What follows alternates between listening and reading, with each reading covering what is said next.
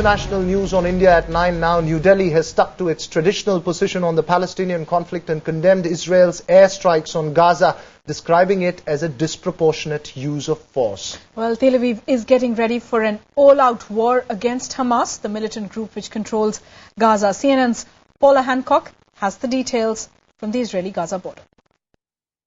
The Israeli operation in Gaza is showing no signs of slowing down. The airstrikes have been continuing throughout this Monday. We've seen many airstrikes in Gaza City, also north of Gaza City. Palestinian medical sources now saying that more than 300 people have been killed in these airstrikes. Now, Hamas does admit indirectly that many of them are Hamas operatives, but there are many also that are civilians. We know 5 Palestinian children were killed overnight, according to these sources, in Jabalia refugee camp, as the Israeli airstrike was targeting a mosque. Other targets overnight, the Islamic University, Israel saying that there was research and weapon making done in that particular university.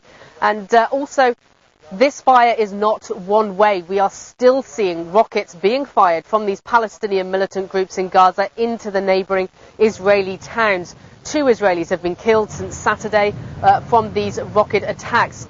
Now, we know that earlier this Monday, 1 Israeli was killed in a city called Ashkelon.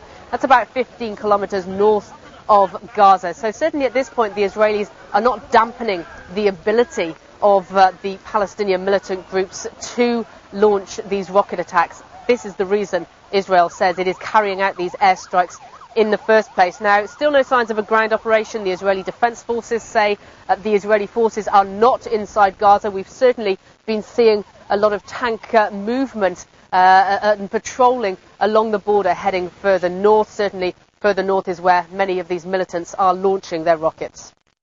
Paula Hancock on the Israeli-Gaza border.